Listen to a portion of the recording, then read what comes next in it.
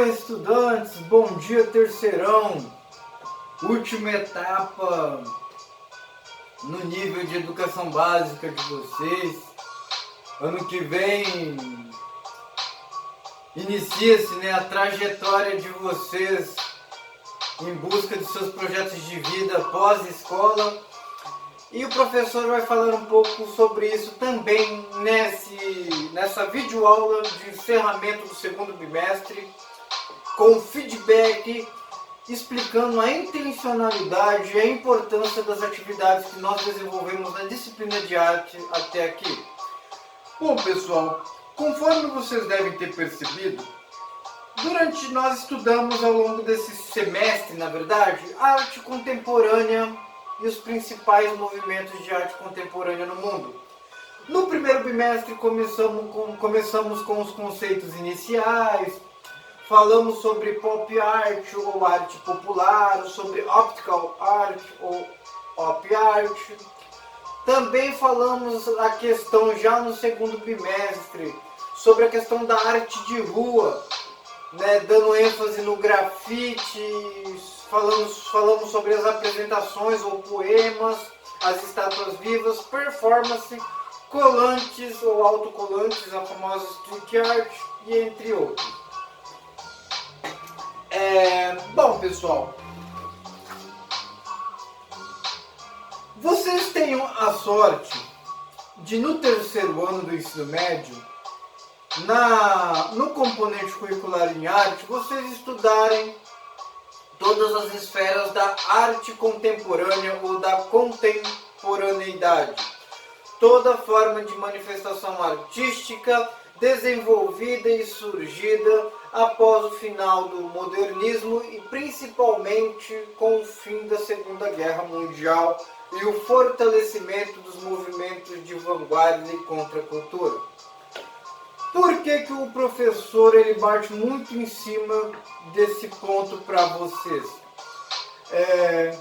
Quando o professor fez o Enem, há não tanto tempo assim, não havia quase questões ligadas à arte na prova. Nas 3 edições que eu fiz o Enem no passado, na época que era 65 questões, depois já nesse novo formato, não havia questões voltadas à arte. Tinha algumas questões voltadas assim a movimentos literários que tinham relação com uma arte de certa forma, como o barroco, o modernismo. Só que eu lembro que a turma do ano retrasado do terceiro ano que fez o Enem me mostraram as questões que caíram no Enem totalmente voltadas à arte contemporânea ou à arte pós-moderna. Inclusive o tema da redação foi algo que, sem saber ou sem querer, acredito que tenha sido uma feliz coincidência, tinha a ver com uma aula que o professor ministrou aos alunos do terceiro ano daquela época, que era a questão da democratização e reflexões acerca do acesso das camadas mais populares da sociedade, aos produtos da indústria cinematográfica, ao cinema e etc. e tal. Então, isso mostra a importância de vocês se atentarem a esses conteúdos do terceiro ano na disciplina de arte, porque pode cair no Enem. Então, espero que esse vídeo, assim como os conteúdos que o professor vem trabalhando com vocês ao longo do início do ano, auxiliem vocês a obterem uma boa nota no Enem. As atividades de vocês que vocês fizeram no modelo impresso estão corrigidas, estão com o professor. No próximo semestre, se voltarmos ao modelo presencial, farei a entrega para vocês, a correção presencial dessas atividades, ok, pessoal? Bom, pessoal, vamos agora falar sobre o segundo bimestre mais especificamente. É o momento do feedback das atividades que vocês desenvolveram. É o momento de apresentar a intencionalidade, os objetivos buscados com a execução dessas atividades. Em maio, nós trabalhamos a questão da street art ou arte de rua, passando depois para o grafite E depois retomamos uma arte mais formal, contemporânea, o hiperrealismo na segunda quinzena do mês de junho. Vamos falar primeiramente sobre a street art ou arte de rua. Primeira coisa que nós temos que ter em consideração, pessoal, muitos erraram essas questões na atividade. Em questões que eu perguntava qual era a alternativa incorreta em relação aos locais onde ocorriam essas artes de rua, muitos de vocês marcaram justamente o que vocês não deveriam ter marcado. Quando eu peço a incorreta, a alternativa incorreta seria arte que ocorre somente em museus, galerias e locais específicos para o desenvolvimento da arte. Não, pessoal. Arte de rua, street art, ela tem como palco para manifestação artística os locais não consagrados e não específicos para a arte. A própria arte de rua em si é uma arte democrática. O grafite é apresentado nos muros, numa casa abandonada, num viaduto, numa parede arrebentada. Dança de rua acontece na rua.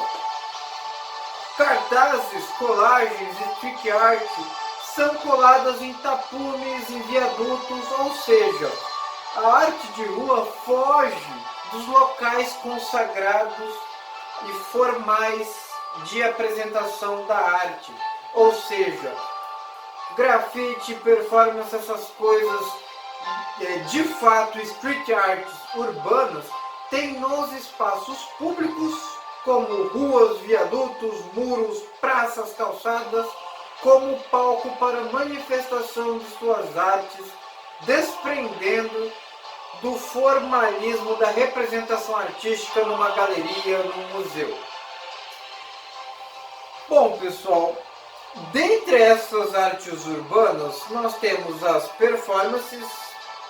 Aí eu uso como exemplo as estátuas vivas, né? As pessoas que se disfarçam de estátuas para chamar a atenção das pessoas na rua. A questão das apresentações ou poemas, os slams, que é uma forma de arte que o professor sempre utiliza com vocês, seja nas acolhidas no portão da escola ou nas vídeos acolhidas que o professor faz nesse modelo remoto para enviá-los. Os próprios repentistas nordestinos, né, que ficam elaborando rimas, é uma forma de apresentação ou de poema da arte urbana ou da street art.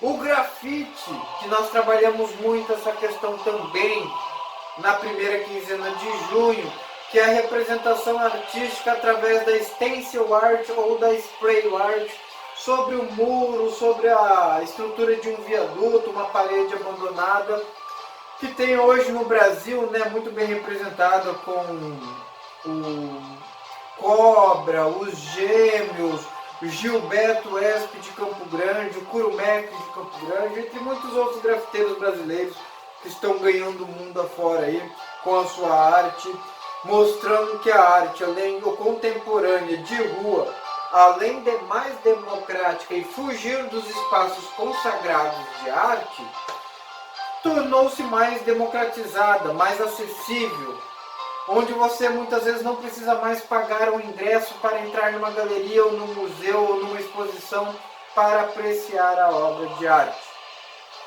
Atentem-se a esses pontos, pessoal, porque isso pode ser uma questão do Enem. Dessa questão da democratização da arte através da fuga dessas manifestações dos locais fechados e específicos para a representação da mesma. Agora mais sobre o grafite, arte contemporânea de rua,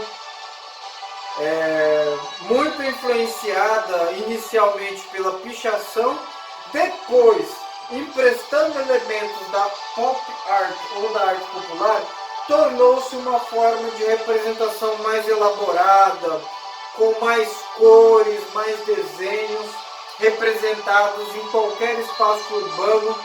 Um dia considerado vandalismo, hoje está ganhando as casas de muitas pessoas famosas, muitos prédios famosos, porque é uma forma de representação artística que ganhou o mundo, que conquistou primeiramente as ruas e agora está conquistando cada vez mais espaço, cada vez mais amplitude no cenário artístico mundial.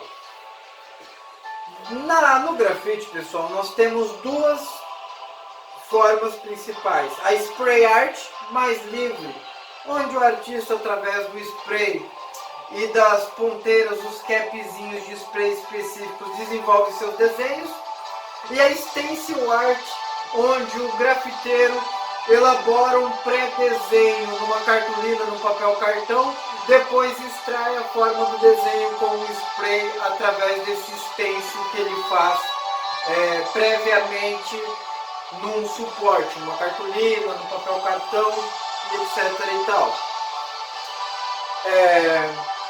Pichação é a utilização de símbolos, as famosas tags, onde o autor procura demarcar seus espaços, ele procura se apropriar daquele monumento, daquele espaço onde ele pichou, através da sua assinatura, da sua tag. O grafite já é uma manifestação um pouco mais complexa, tendo em vista que ela já se aproxima mais dessa questão contemplativa da arte, onde o grafiteiro, através de uma técnica mais apurada, mais elaborada, geralmente autorizada, procura chamar a atenção do observador através da sua obra de arte, do seu grafite ali.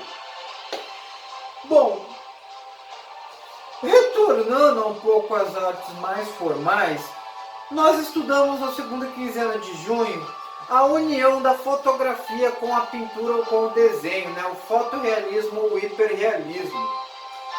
A retomada das técnicas de excelência e da representação de uma realidade, de um realismo nas artes pós-modernas ou contemporâneas. Na atividade pedagógica complementar, vocês puderam ter contatos com vários artistas famosos do hiperrealismo, né? Estes, Albrecht Fleck, Bell, Rachel, entre outros, que retratavam em suas obras fotorrealistas e hiperrealistas, desde composições com brinquedos mecânicos, como nas obras de Charles Bell, paisagens de bairros de classe média alta, do cotidiano de classe média, como nas pinturas fotorrealistas de Brecht, e pinturas de ruas e monumentos famosos, hiperrealistas, nas representações pictóricas em pinturas e desenhos de Richard Estes. No hiperrealismo ou fotorrealismo, pessoal, há a união da pintura com a fotografia. Por quê? Porque eles utilizam a fotografia como uma forma de eles retirarem um modelo pré-determinado daquilo que eles vão pintar e transmitir sobre uma tela, um quadro ou uma parede. Diferente do realismo clássico, o hiperrealismo ele tenta elevar ao máximo as técnicas, utilizando materiais que puderem para alcançar o máximo de excelência técnica e de representação visual, partindo sempre de um modelo pré-determinado de uma fotografia, para tal muitas vezes utilizando a aerografia para ter um maior resultado satisfatório quanto na reprodução hiperrealista de um objeto ou de uma composição. Bom, é um vídeo rápido, curto, onde o professor retoma os principais conceitos e que podem cair no Enem dos conteúdos arte urbana, street art, hiperrealismo, entre outros, e que espero que ajudem vocês a compreender mais sobre a arte contemporânea pós-moderna, surgida aí com o fim da Segunda Guerra Mundial e com o fortalecimento dos movimentos de vanguarda e de contracultura. Bom, pessoal,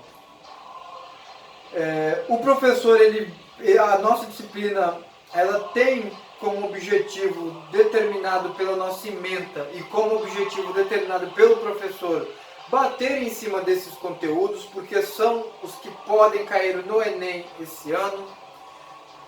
Espero que ajudem vocês, espero que eu acerte novamente, sem querer e sem saber, o tema da redação, da democratização da arte, dos movimentos artísticos, principalmente da indústria cinematográfica, e que o que o professor falou aqui nesse feedback visual possa ajudá-los aí nos concursos, nas provas, nas avaliações da vida aí, tá bom?